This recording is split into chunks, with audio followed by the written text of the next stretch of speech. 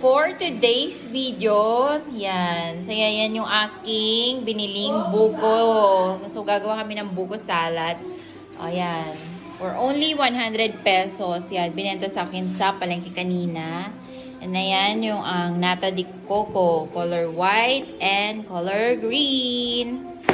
Ayan. So, Eden cheese. Lagyan natin siya ng Eden cheese. So, ayan yung aming creme densada creamer. Ayan. So, prepare din natin yung ating buko. Ayan. Ang sarap. Ayan. Sarap.